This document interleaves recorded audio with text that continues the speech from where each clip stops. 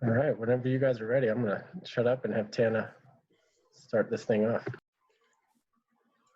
All right, well, thank you everyone for joining us today. We're here to listen to Jim Hagenbarth talk about cloud seeding. But before we do that, I just wanted to give you a couple of quick Zoom guidelines. Please keep your microphone muted unless you're speaking. And I think Jim's gonna give a couple chances for questions. So please hold your questions until the end, or you can type them in the chat box. And that is all. Oh, and this is going to be recorded, and we'll probably put it on our YouTube channel. So just so you know, fair warning. All right, so now I'll hand it over to Jim. Jim is a longtime Big Hole Watershed Committee board member and rancher in the lower Big Hole. And we're excited to hear him tell us all about cloud seeding. Thanks, Tim. And thanks to the Big Hole Watershed Committee for putting this on. For those who don't know me, but I think everyone on the screen knows me, our family ranches around Glen and in southeastern Idaho. In Idaho, Idaho Power has been cloud seeding since 95, and we have a couple cloud seeders on our land. And over the years, I've often wondered why Montana didn't cloud seed, because it's made a big difference for us down there. So I looked into it and found out that cloud seeding at one time was used in Montana, but because of a drought, and we'll talk about it, in the 80s, eastern Montana legislators made it so difficult that you could hardly use the technology in the state. So no one has really known about it. Of course, the Big Hole Watershed Committee and the Beaverhead Watershed Committee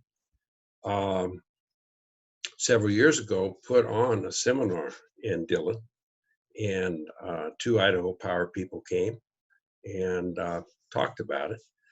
From that seminar, Ray Shaw and Jeff Welburn and Tom Welsh have become interested, along with myself, and we've tried to promote it in the state. But before we get into the video, which I think is really good, let me talk a little about the water cycle. There's only a finite amount of water on Earth, and it's either the atmosphere, or it's surface water, or it's groundwater. And it's hard to believe, but the Big Hole River, or Fort Peck, or the Missouri River, all comes from flakes of snow and drops of rain.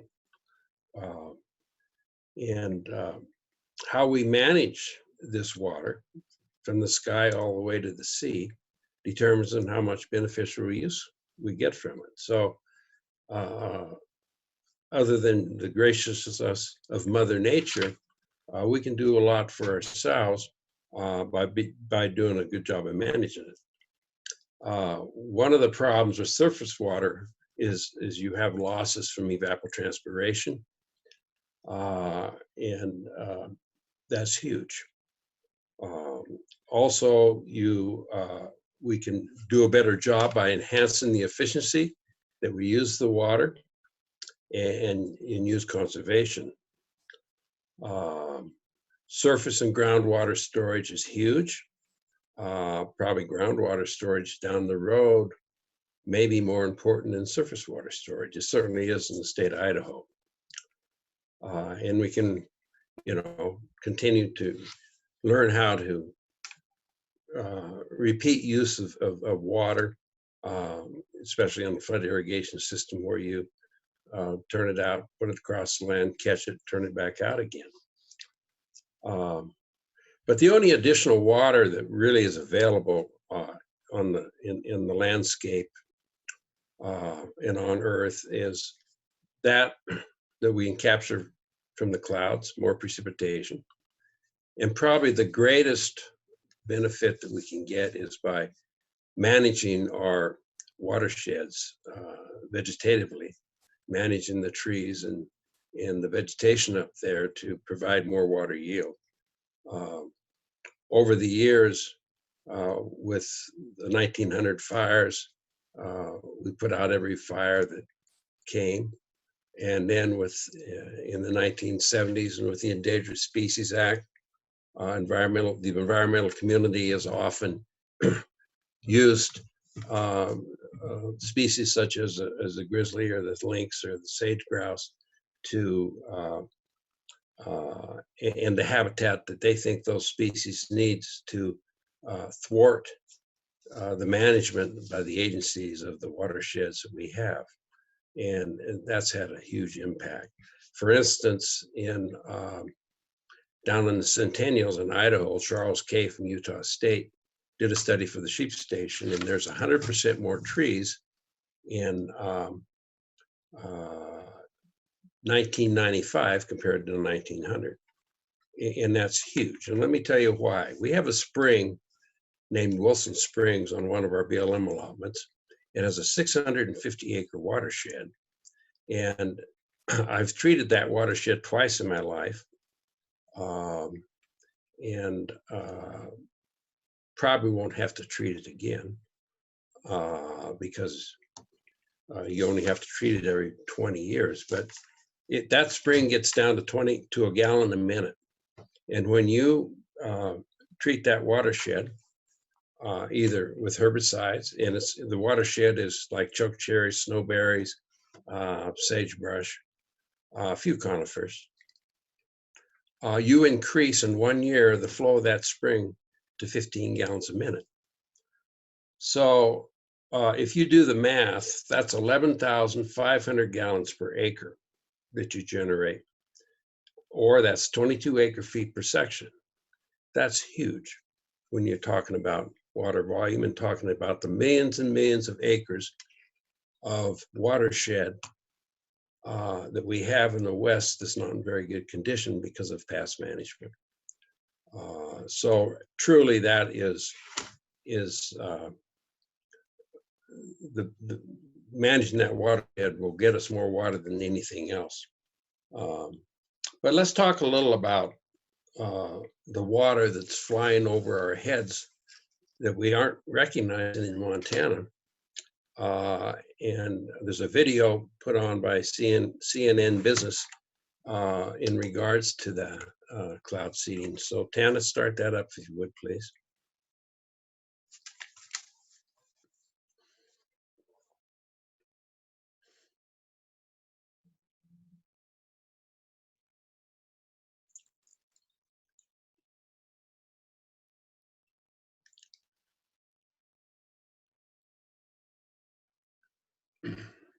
It's not as if you guys are creating clouds out of nowhere. You actually target storm systems. If there's no clouds in the sky that have any moisture in them, then we can't do anything. What we can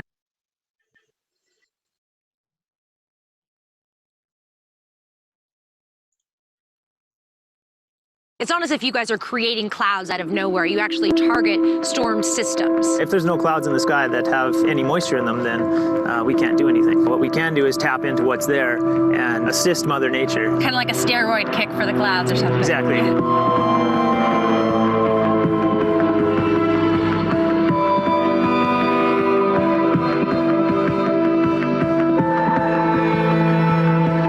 In all of its forms, water powers our very existence. A droplet's epic journey from sky to seed is an elegant loop that sustains all life on this planet.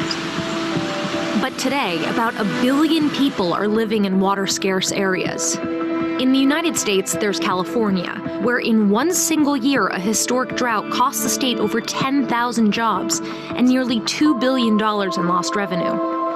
The effects of climate change and the strain of an ever-growing population have combined to disrupt global water supplies. But what if we could hack into the water cycle and unlock more precious water from the clouds? A decades-old technology, long shunned by science, may hold the key. Since the 1946 experiments of Dr. Vincent Schaefer, we have known that some clouds can be modified through seeding to yield additional precipitation. What exactly is cloud seeding? Cloud seeding is really an enhancement of the natural precipitation process. So basically you're just making the storm more efficient, getting more moisture out of it. Exactly it. To do that, pilots target clouds full of moisture and eject small amounts of an inert chemical. Then, the water in the cloud condenses around the new particles and gets heavy, falling to the ground as precipitation. Brian Kindred is one of the company's pilots. He steers right into the heart of storms to fire off a special kind of pyrotechnic. And what's inside of these guys? It's a silver iodide mixture. The idea is that we'll be above some liquid water, and as it's falling through, it'll turn it to snow so it can fall out of the cloud. Since the 1940s, people have been seeding clouds and watching the effects with their own eyes. But there's always been something missing: the cold, hard scientific evidence to back it up. That changed recently. In 2017, the National Science Foundation funded a study to determine cloud seeding's effectiveness once and for all.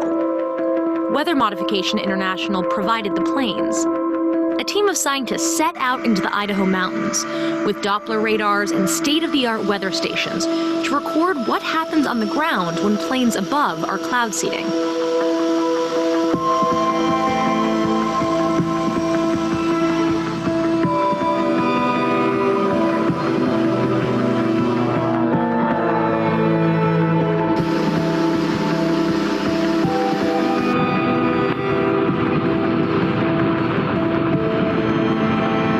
What did you guys find? The aircraft flies through that, and you can see the ice crystals grow right on the radar, and you can see the snow showers form, and as they pass over the mountain, you can see the snow very visually and conclusively is produced from the cloud seeding aircraft that just flew through that particular cloud and system. Radar images show how ice crystals formed in the clouds in the exact pattern that Weather Modification's pilots were flying. The long-awaited scientific proof that cloud seeding was working had finally arrived. But there's still questions about its long-term effects. How does making it rain in Idaho affect what happens a state over? Who owns the precious water in those clouds? And the effects of silver iodide on the environment are still debated. For now, national weather bodies have yet to endorse the practice of cloud seeding.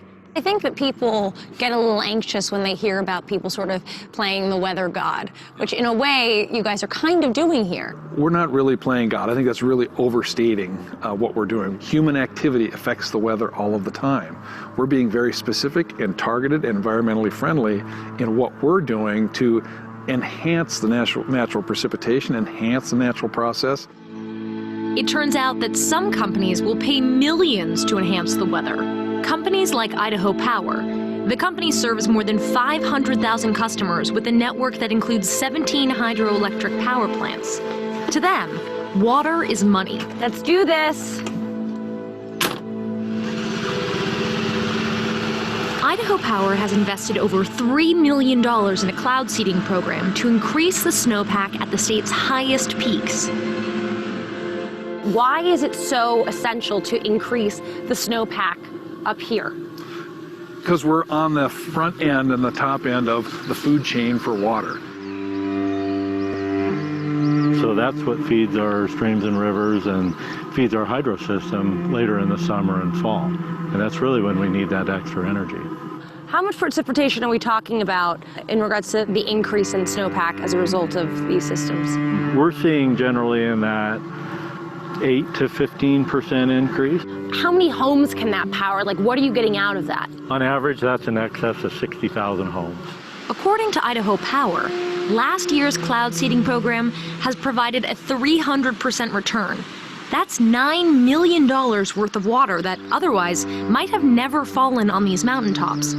With cloud seeding and a program such as this, it's a huge benefit to someone like Idaho Power, but that additional water is also there for the municipalities, it's there for agriculture, it's there for consumption, so everybody's benefiting. Do you see cloud seeding as a potential drought solution? What kind of impact do you think that cloud seeding can actually make? So cloud seeding is part of the solution. It's part of a healthy water management program. We're not going to solve large climate shifts in areas. But if you went back and looked in California and said, if we had an additional 10, 15, 20% of snowpack and precipitation over the last 10 years, what would be the different story that we have now? It'd be significant. Again, man looks to his own efforts to increase the flow of water. And once again, clouds are forming in the mountains on a moist southwest wind.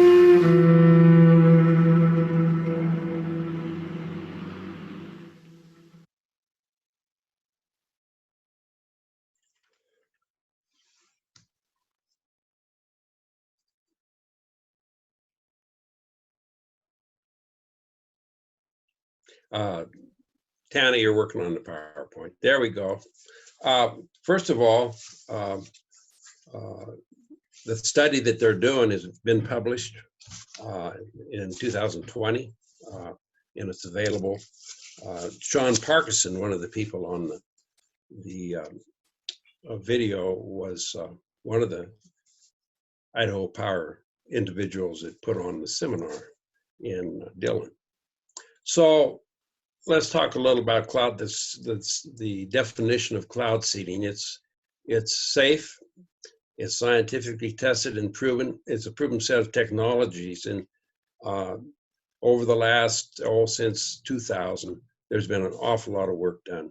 And there's no question that it is effective and it's safe. And it enhances rain and snow. And it can also be used to reduce hail and alleviate fog, especially around airports. What's important to know is that cloud seeding is used both in cold weather and in warm weather season applications. And the cloud seeding that we would see in our area would be cold season cloud seeding. Next. So where's cloud seeding done in North America? This map shows those areas. What's important in this map is the areas that, or the states that have green, are those states that use warm season cloud seeding. The states in blue use cold season cloud seeding. And what's important also in this graph or this picture is that cloud seeding is very site specific, and it's only used in places where the geography is right and the wind flows are right. You heard in the video about the moist southwest wind, which goes right over the Centennial.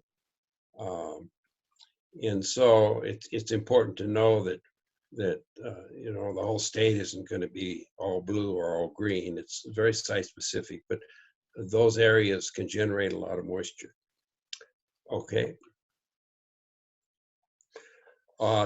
There's three methods of cloud seeding. They used air. It's by far the most effective, but also the most expensive. It can reach clouds that you can't reach with ground rigs. And with the technology they have now, they're using quite a lot of air. In Idaho, they're using 3 planes out of Pocatello. Those planes come from South Dakota. And then when they're done cloud seeding in Idaho, they go up to Alberta and cloud seed up there for hail abatement around Calgary. Next. You have the remote cloud seeding apparatus. We have 2 of these on our land, and when clouds go over, and they're the right kind of clouds and they're moving in the right direction and they have moisture in them, they can turn those on remotely from Pocatello or wherever they happen to be. Or they probably turn them on from Boise as far as that goes. Then we have the manual, which all of us knows all about beer kegs, but there's not beer in that keg. And it's used, there's 25 of those in Clark and Fremont County, Jefferson, and they're run by Marty and Connie Owens on a company called Let It Snow. And they're put usually on people's ground or a rancher in the right place. They have to be in the right place. And quite often they call the rancher up and he runs up and turns it on. And then they turn it off. And you don't run these machines unless you know, the weather's right and everything's right. It costs a lot of money. It costs between $4 and $25 or $4 and $75 an acre foot. This machine right here costs about $25 an hour, the manual one. The remote one costs about $73,000. It takes them about 2.5 hours to set it up, so they're pretty mobile. Next. This is the area in southeastern Idaho on the Henry's Fork of the Snake and down around Soda Springs that they're concentrating on. In Idaho, there's 3 areas down around Boise and the Wood River and in the Upper Snake. What's interesting here is that the red X's are those remote machines, and you can see the 2 that are on our ground. And then the little green dots are the manual machines. And then the gray slashes on the map are where they fly. And they only fly when things are just right. And how do they know where they're just right? You can look down around Soda Springs. They have a meteorological tower and radiometers, and they also have weather balloons that they send up. And what they do is they use those machines, and it tells them what's in those clouds. It tells them the temperature, the relative humidity, the barometric pressure, the vapor density, the liquid water, the horizontal and vertical wind speeds, the directions of the cloud movement, the cloud profiles, the bases of the clouds, the tops, and the inversions in those clouds. So they know everything about those clouds, and they only seed those clouds that are going to benefit them because it costs a lot of money. So if there's a cloud they're going to seed that goes over the Centennial, they're not going to seed it because they won't get the moisture out of it. A lot of the clouds in this area come from the southwest and hit the Continental Divide and curve and go back to the it'd be the east. And so it's very technical, and it's changed a lot, and it's been very beneficial. Okay, next.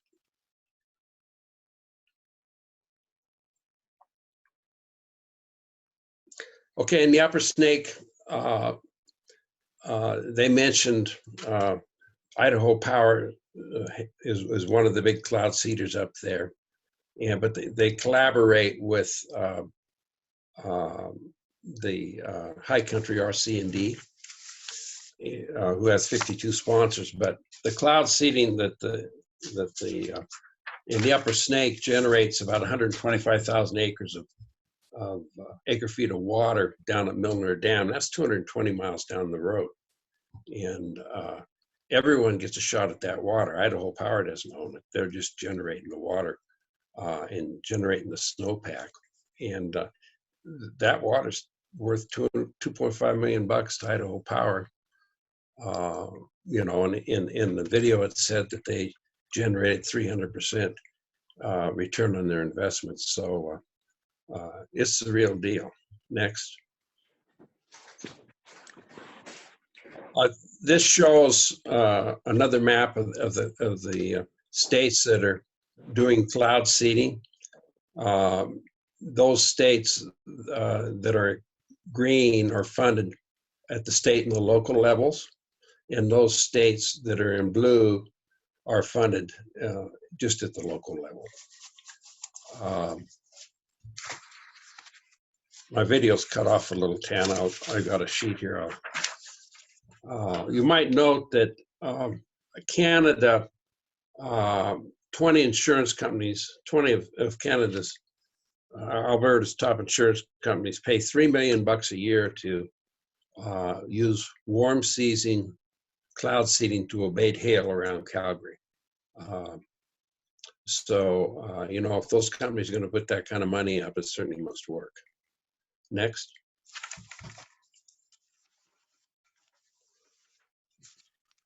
So in Idaho in the late 90s, High Country RC&D got interested in cloud seeding, and sort of Idaho they use a lot of water in there. There's a lot of water districts, and consequently they pay real close attention to it. And in 2015, they spent $60,000. Previous 7 years, they spent $120,000. So they're increasing that.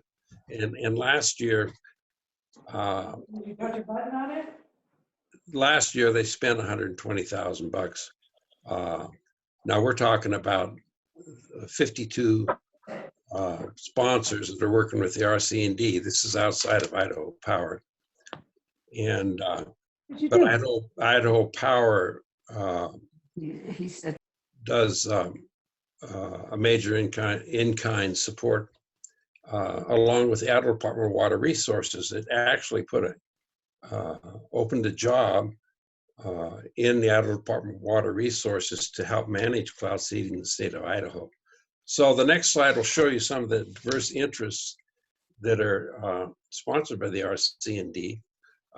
We have groundwater districts, you have counties, you have cities of Rexburg, you have the Clark County Water District, canal companies, you have the Fall River Electric Co-op, which is at Ashton, you have the Farm Bureau, you have snowmobile clubs, you have an NGO, the Henry's Fork Foundation, we have Idaho Falls in their power structures, Idaho Power itself. We have a recreational company called Idaho Mountain Trading Company, Jefferson County, the Farm Bureau in Jefferson County. Here's an individual Place Farms. That's an individual farmer. You have an irrigation company, and of course, Water District Number 1, which manages most of the water in the area that they're cloud seeding. So everyone contributes, and I would assume if this happens in Montana, you'll have a similar situation if people decide to cloud seed. But everyone has recognized how important it is in Idaho, and they've got on board. You can put a lot of money together if everyone contributes just a little. Next. Here's the big one for the Centennial or anyone else that's interested. Does cloud seeding in one area decrease precipitation in another? And they've done a lot of research on this because this is an important question. And the answer is it doesn't. Or if it does, it's not very significant. And what's really, really important is you have to have a well-run cloud seeding program, and that's essential. It's scientific. The Weather Modification Association certifies meteorologists to run cloud seeding operations, and they do that to make damn sure that it's done right. So first of all, a lot of money is being spent, and you want to get the best bang for your buck. Let's go to the next slide, please. Okay, I'll just show you how this works. Research has shown that the neutral or positive effects of a well-run program. A well-run program only seeds when there's abundance of supercooled liquid water in the clouds. You aren't going to see the cloud that won't produce anything. And to put the quantities in context, naturally, nature will condense about 20% of the water vapor as moist air rises over a mountain barrier. And that means that 80% stays uncondensed in the cloud. Winter storms are typically 30% efficient, meaning that 30% of the 20% or 6% of the total reaches the ground. Cloud seeding increases precip about 15% or can, that would be the high end of it. So 15% of 6% only affects 0.9% or just a little under 1% of the moisture is in the cloud. So you're not affecting those areas downwind when you're seeding the cloud. And quite often when those clouds start to drop their moisture, as they go over the landscape, they pick it right back up again. So next. So cloud seeding, everyone's worried about chemicals. They use silver iodide as a particle to form the snowflakes or the raindrops. And it's insoluble in water. It's inert. Boise State did a lot of study on it.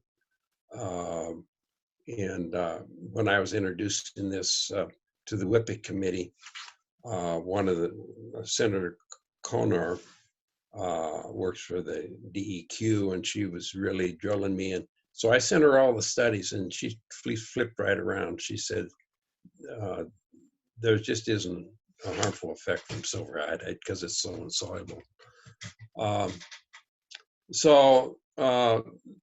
As you look at the other literature, there's no environmental harmful effects, and that was done by the Idaho Power has done a lot. The University of Wyoming had a $14 million study looking into this, and the guru or the expert is the Weather Modification Association has done a lot of work, and that can be found on the web. It's environmentally safe. But the most important thing when you're talking about cloud seeding is to have suspension guidelines and to have a well-run program by someone that's qualified to run it. And the suspension guidelines tell you when you should not be using cloud seeding. And I had Idaho Power mail me or email me their suspension guidelines, and it's unbelievable. When you look at with the weather stations we have now and the snow tails and all that, you can understand just how much snow is supposed to be there at each month, and they're very careful not to exceed the average snowpack more than 25%. They can also sense with all their technology, if you have a winter storm that's carrying a lot of moisture and happens to get warm, they don't seed the cloud, because if you did that, then you might get rain on a snowpack, which does not bode well for all of us. And so the well-run programs and these programs are well run because they're so expensive, but the suspension guidelines is what keeps us from getting in trouble and having severe weather problems. Next. Let's talk a little about the legislative history of cloud seeding in Montana. In 1967, the 40th legislature passed a very good Weather Modification and Control Act. It was right on spot, and it worked well. In fact, in 1969 through 72, Bridger Bowl did a study on cloud seeding for the ski run, and they showed a 15% increase in snow when you seeded above 16 degrees Fahrenheit. And this is a really good tool. In the 80s, on eastern Montana had a drought. We had a drought in 88, 89, and we also had a drought in 88 or 89. North Dakota was doing some cloud seeding and hail abatement on it inside Montana, and the eastern Montana farmers and ranchers felt that the North Dakota cloud seeding was impacting the moisture that in causing a drought. You might recall in the video, the gentleman said that cloud seeding doesn't abate drought, because if there's no moisture in the clouds, you aren't going to do much by seeding the clouds if there's no moisture there. Anyway, they're very powerful in the legislature, very conservative folks over there, and they drew up legislation that made it so difficult to cloud seed in the state of Montana. Since 1993, everyone in Montana has forgotten about cloud seeding, and that's why there's such a void of knowledge in the state in regards to cloud seeding. Diane Rice and Debbie Barrett tried twice in 2003 and 2005 to pass legislation to get cloud seeding going, again in Montana, and it failed. So in 2017, after we had our meeting in, I believe, 2016, and Dylan, Ray Shaw, and myself, and Senator Welburn and Representative Welsh got together and tried to figure out how we could get some cloud seeding legislation through in the state of Montana. We talked to Jason Moore, who works in the legislature, and we asked him to help us draft a bill, and he got to looking at it and realized that no one in the state knew much about it. So he suggested that in that legislature that we pass a study bill, and I went over there along with Representative Shaw, and we talked to the Senate committee responsible for that and talked him into doing a study bill between sessions. It was HJ 40. Actually, they had a meeting in Dillon in September of 2019, and Idaho Power representative was there and gave him a talk on cloud seeding, and we eventually encouraged them to go ahead and do some or write some legislation. It was a WIPIC committee, the Water Policy Intern Committee, and they passed out of that committee positive support for Senate Bill 29, which is going to be carried by Senator Gillespie. And so we're pretty excited about that.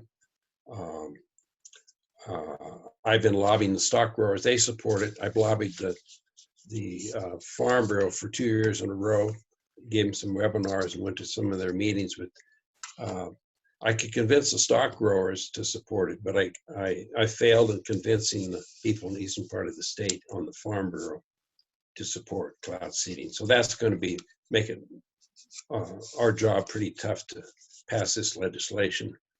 But hopefully common sense will ring in the legislature, although it's not starting out that way.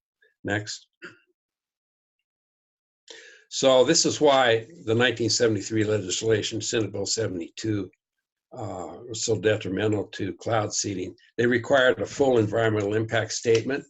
Now in Montana law, you have to do an EIS or an EA, or at least look at it first. But if they require a full impact statement, Jim Olson, as you well know, it costs a whole hell of a lot of money and takes a lot of time. They required both licensing and permitting. Of course, there was fees on both those. They required robust public meeting requirements on the county level.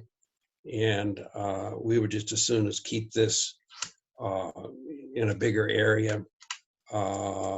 You can get some individuals that are just plumb against things if you get that the public comment down to the local level too much.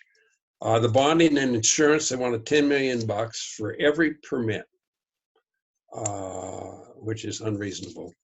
And it's unreasonable because of the well-run programs and the suspension guidelines and the technologies that we have today. And they didn't want any other no cloud seeding by other states permitted in Montana. And that we can't go for that because as we all know, as ranchers and people, we have a lot of jurisdictional polygons throughout the landscape, whether it's state lines or BLM or Forest Service or state or deeded ground. And it really fouls us up in our job to holistically manage the landscape and the weather and everything else. So, especially in our area in Beaverhead and Madison County, the fact that Idaho is cloud seeding, we would want to, if we cloud seeded, we would probably use some of their, we'd use their research, we'd use their machines, or we'd rent them or have them do it for us. And it really worked well for us. Because then they could cloud seed those clouds that are going to benefit us if they're not going to benefit them. And that's a real plus.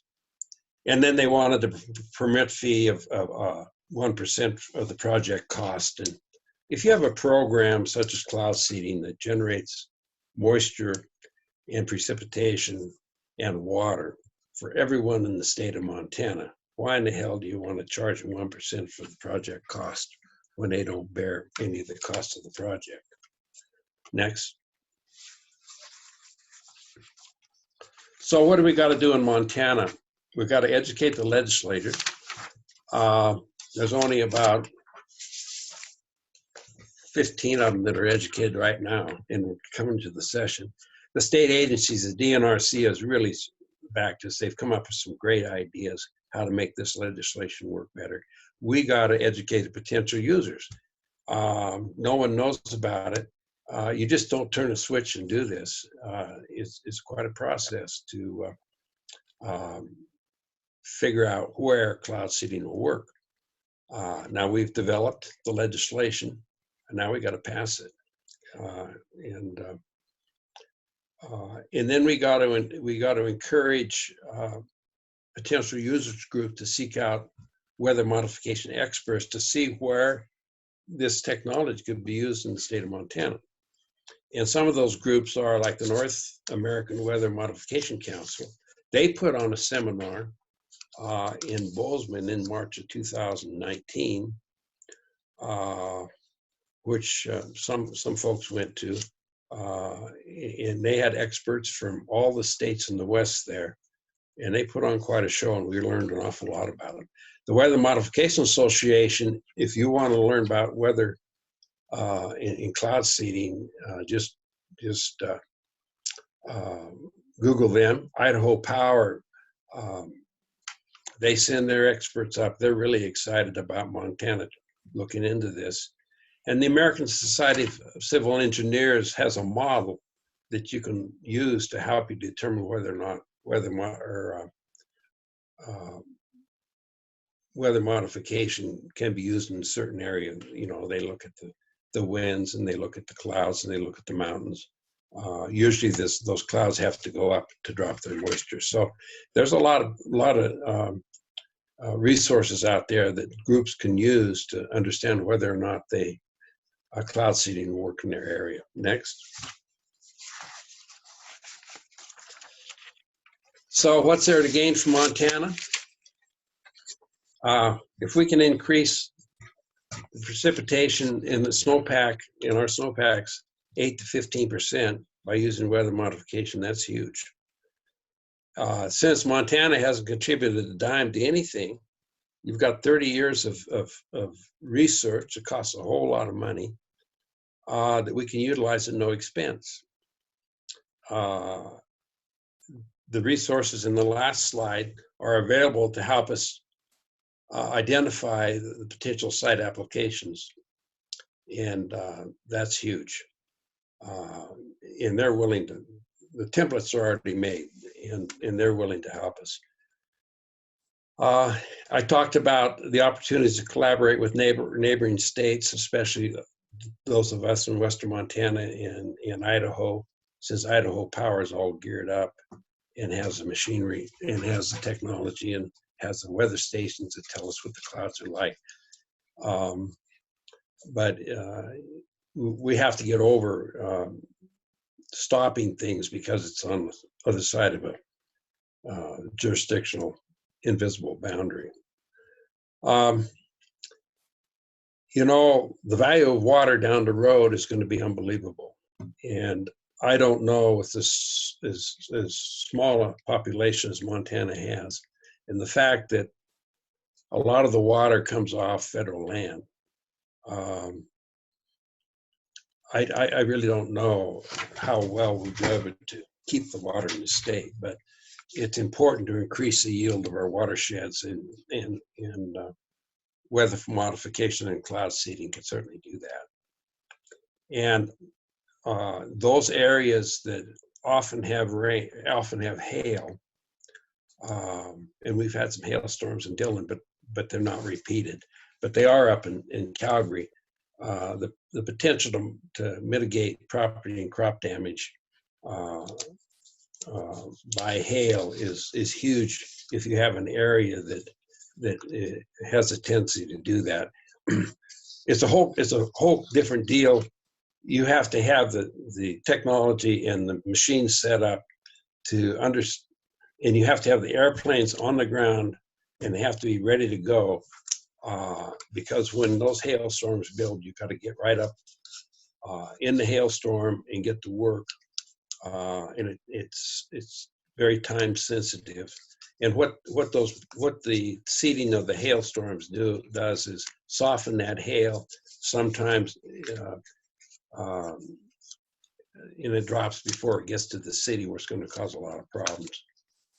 So that's very time sensitive, and I don't know in the state of Montana if there's a place where that could be used, but in areas where you have a lot of hail, it certainly has some potential. Next. Questions?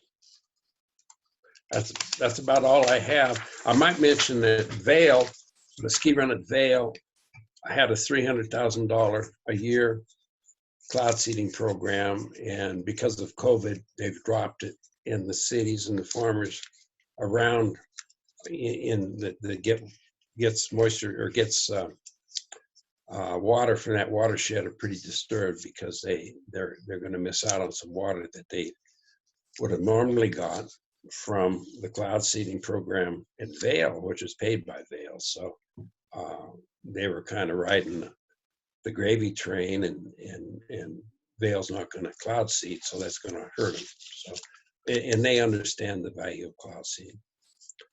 Are there any questions out there? Hey Jim, it's Emily Harkness here. Thanks. Yeah. Hi, Emily. Hey, thanks so much for doing this. Mine may be sort of a basic question, but so if we're talking about doing cloud seeding in the winter and increasing snowpack, my brain is telling me that would then need to correlate with some way to capture that water in the spring. So what needs to be in place in terms of like reservoirs or natural water storage to correlate with cloud seeding, so that we're actually seeing that water later in the year when folks need it, if that makes sense? It does make sense. You might notice where Idaho Power was doing the study. What you do is you, when you see the cloud, it probably only will snow for about 60 minutes, not much more than that. So you seed it so it drops that snow in the high mountains, so it stays cold, and that snow will come out later. Idaho has a big series of dams that hold that water, but you're right. We have to manage the water. Idaho has done a huge job. They have the aquifer down there called the Snake River Aquifer. They were pumping 240,000 gallons more out of that aquifer than was going in it. And they've changed how they manage their water. And in the off season, they run water out in those big canals. And at the end of them, they usually sink. And now they're recharging those aquifers up to 550,000 acre feet a year. Montana state law, water law, they don't have the capability, and they don't identify groundwater storage as a use to divert water. So we have to do a lot of work in the state. Of course, we don't want that water to get away from us. So, you're right on. We have to develop groundwater storage, and that can be done. On the Big Hole Watershed Committee, the School of Mines sent some people down, and there's some huge gravel basins that lay in the landscape. You just have to understand where they are, how to get the water to them, how to get it out of them, that they could store huge amounts of water. So that's really important. But you got to understand the condition of our watersheds right now is such that we could get a lot more water from managing the watershed than you ever could get from cloud seeding. Thanks, Jim. You bet. Hey, Jim, it's Ben here. I think I have my head wrapped around the airplane type of cloud seeding. Can you explain more the remote versions, specifically like the keg version? Like what's going on there? Well, a lot of the clouds in the wintertime, especially coming off the Snake River Plain, are really low. So I don't know how far those remote seeders and the ground seeders are fairly high, and they're in places where clouds go over the landscape fairly low, and then you can seed them, and it's just before they go up over some mountains and they drop their moisture. So what they do is they have heat in silver iodide, and they use some acetate, and they start those burners, and that warm air carries the iodide, the silver iodide, up into the clouds, and they can reach a lot of clouds, but not as many as the snow plane. But they're a lot cheaper too. So, and that's one of the advantages, especially of the ground rig. It's really cheap. It only costs $25 an hour to run. But both of them are very effective. Up at Vail, say for instance, they showed their cloud seeding stuff, and they had a ground rig, and they have it in a place where the storms usually go across Vail, and so they activate that when the storm's right, and it drops the snow right on the ski run. But one of the problems with remote and ground rigs is that if you're going to put them on federal land, then you have to go through probably the NEPA process, which makes it more expensive, and it's difficult to work with the federal agencies, especially up in the mountains, especially if there happens to be wilderness study areas and stuff like that. Whereas with the airplane, they haven't got any authority over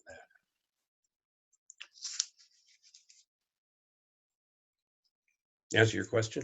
Yeah, perfect. Yeah, thanks, Jim. Yeah, I like the idea of dropping all that snow over a ski hill. I just soon have at the head of my ditch. Yep, I hear you. Okay.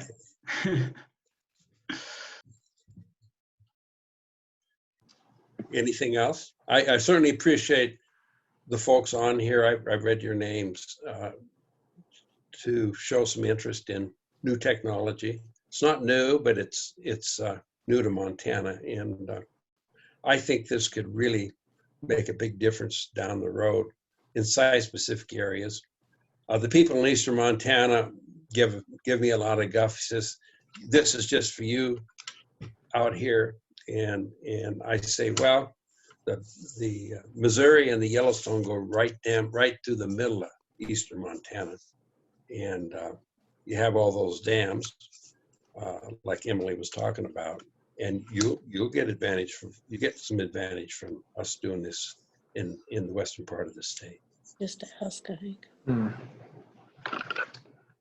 Jim, so with this legislation, let's say you get everything you want here and it passes. Is that passage open up sort of the exploration, sort of discovery phase of this type of work, or is this going to have to occur in a couple steps? Is what I'm saying, or is the legislation sort of just open the gateway for public-private partnerships to go ahead and start using the tech? It's just open. It just opens the gateway.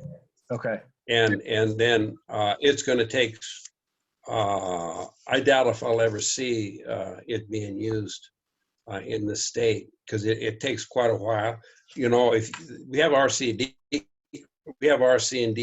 in this area, if you can get water groups together, and Idaho Power is very interested. You might get Northwest Energy or rural electric associations to put in. What's important is if we can get a whole lot of people in areas that it's going to be effective. Each of us donate so much, $1,000 a year, you can generate a lot of money, especially if you have Idaho Power on the other side of the divide that has all the machinery we need. All they got to do is turn it on, and we just have to pay for their time. And Yeah. that's why we don't want to put legislation in saying that we don't want to work with other states. But it's a learning process. There's only a few of us that understand it and know it in the state of Montana.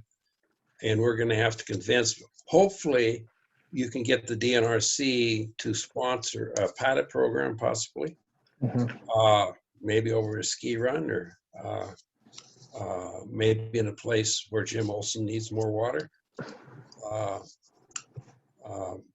So, you know, it's going to be a slow process, a slow learning process. But what Montana's going to gain from it in that one slide is that it's available. And it's unbelievable how these other states, the people doing the work in these other states, are so excited about helping Montana get started. Yeah.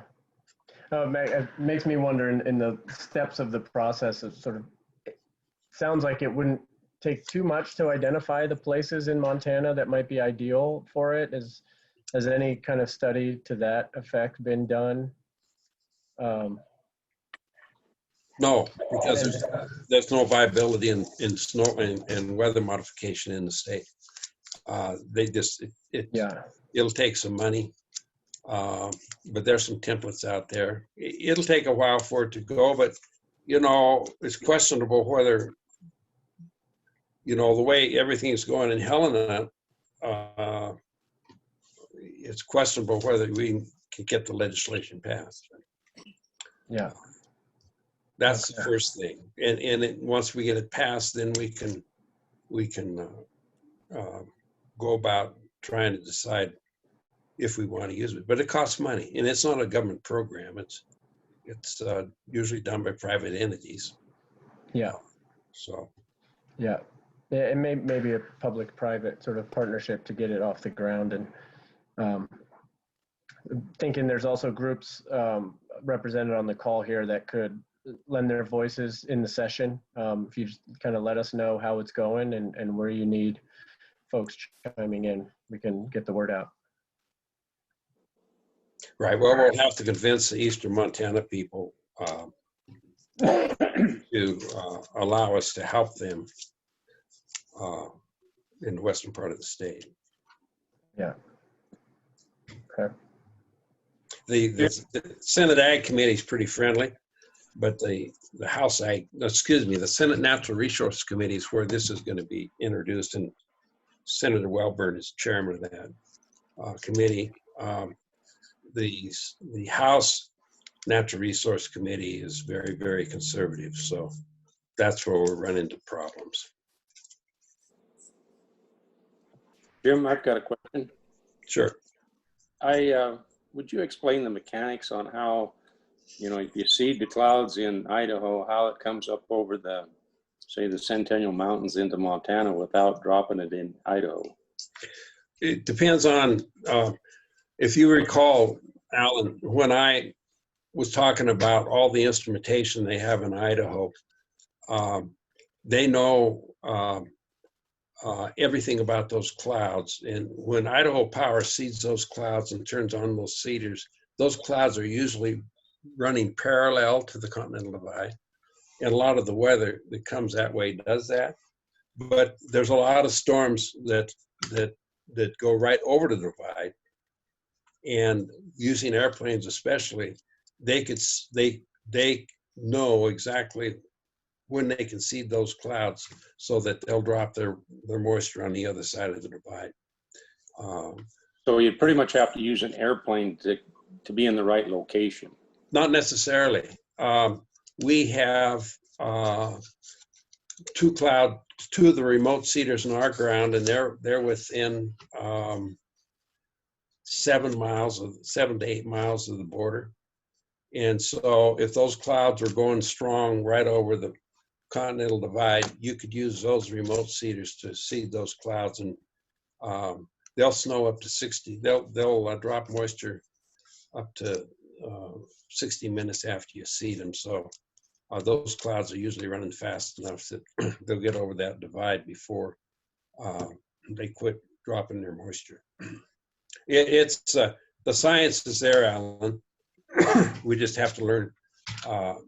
Idaho Power just has to help us to utilize their science to drop the moisture where you want it dropped. But they're not going to see clouds that's going to drop moisture in Montana because it costs too damn much money. But we could pay them to seed clouds that would drop water into Montana. They have the technology to do that. Okay, thank you. You bet. Hey, Jim, this is Paul Clary. Can you hear me? Yes. Oh, okay, I'm sorry. Would it make any sense to record a presentation like you've just given us and to be able to, make a presentation, answer a lot of the concerns that are involved with other people, and just have it to start, to go around in different parts of the state, different organizations, and start building, kind of at the local level to inform people of the thoughts behind the cloud seeding program. Would that make any sense? Oh boy, you bet. I've given 4 of these to the Farm Bureau, but none of them were over by Sydney, where our problems are. You bet. That's in the one slide that showed we have to educate Montanans and the politicians, in each of us, all the ranchers. And you bet, it would be very important to make this available to conservation districts and especially farm bureaus, associations on the eastern part of the state. That's really important. To this point, Paul, I'm the only person that has even done anything to carry this forward, other than Walt Sales,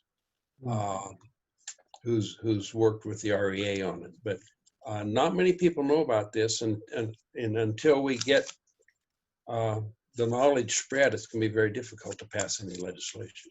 Sure. And so we got to make sure that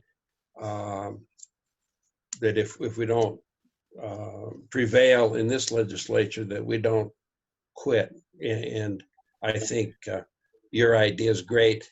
If they have a virtual hearing at the legislation in the Senate Natural Resource Committee, I would try to get probably Sean Parkinson, who was on the video, or Derek Bergstrom, who gave the talk to the WIPI committee, and Dylan from Idaho Power to get on and answer questions virtually. But we have some good allies on the Senate side to help us get this started. But any new idea, it takes quite a while to get it going. Sure. But what your suggesting is really, really important. Well, particularly if it's just not a, if you get a lot of outside input, answering questions frankly, and and just start exposing people to it's going to take some time, obviously, but it just seems to make so much sense. It just seems like a good idea to try to get the word out. It is, and I was when we did the study in the study committee, trying to get the study done on this. There was a gal in that committee, a representative, that just kept drumming on me and said, I just can't understand this. I can't understand it. And I finally got frustrated, and I said, ma'am, at one time we thought the world was flat. And that we got a few laughs, and she loosened up a little and then started to listen. So yeah. Sure. It's tough to really understand why you're not hurting downwind people. Sure, exactly. Yeah, sure. But we got the science in the technology so that we can make this work. Well, and how about the insurance companies and hail damage? I mean, that's huge. One of the problems we're having is one of the people on the subcommittee is an insurance salesman, and he wants as much insurance as he can get. But if you look at the suspension guidelines used by Idaho Power, they are so strict that the chances of causing a problem just aren't there, because you got to have a well-run program by a trained meteorologist, and the suspension guidelines, they're mentioned, and they're going to be made, they're site specific to each site that you're cloud seeding, because you have to use different snowpack measurements and different weather stations. But in the legislation that's being proposed in Senate Bill 29, those suspension guidelines, or the DNRC is going to require suspension guidelines for each license that they issue, and also they're going to require public comment. Sure. And then they'll look and determine whether or not we have to do an EIS. And if we have to do an EIS on cloud seed in the state of Montana, I would encourage the legislature to fund the DNRC to do a programmatic EIS that would cover cloud seed or weather modification in the state. And the reason why you want to talk about weather modification and not just cloud seeding is a part of weather modification, but down the road, if something comes up that we have no idea is going to be there now, you already have the legislation in place that considers weather modification and not just cloud seeding. Sure. And then they also have a lot of guidelines in this legislation in regards to the DNRC managing experimental experiments to look at weather situations which would be covered by weather modifications. And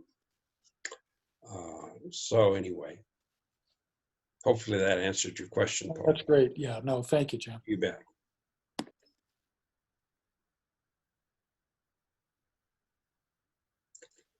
Well, thank you very much for all you folks being on and for your interest. If you have any questions, you know how to get a hold of me. And hopefully we can use this technology in Mother Nature and how she works to help us use some of the resources that are available. And, water goes by our head gates. It makes you squint sometimes, but the clouds are flying right over, and it's just like water going past your head gates if you have the ability to generate more precipitation from the clouds. Thanks, Tana. Thank you, Jim. That's a fantastic, the last way you described it, I think really, that hit home. That's a fantastic way to describe what you're talking about. It might be a great storytelling technique as you move this forward. Okay. Just about the ditches. It made sense that, it made it visual for me, and that resonated. Yeah, was there a message there from Walt Sales on the bottom on the chat? Yeah. He says, would help Big Hole Watershed Committee to help explain to others to gain better understanding and support. Okay. And the Beaverhead Watershed Committee can get involved too. Soil conservation districts are important. But anyway, I don't want to hold you any longer. Thank you very much for all your interest and any help you can give us, we'd appreciate. Any questions you have, please get a hold of me and I can get them answered. Thank you. Thanks so much, Jim. Thanks, Jim. Thank you, everyone. You bet. Have a great night. I will. Thanks for doing this, Jim.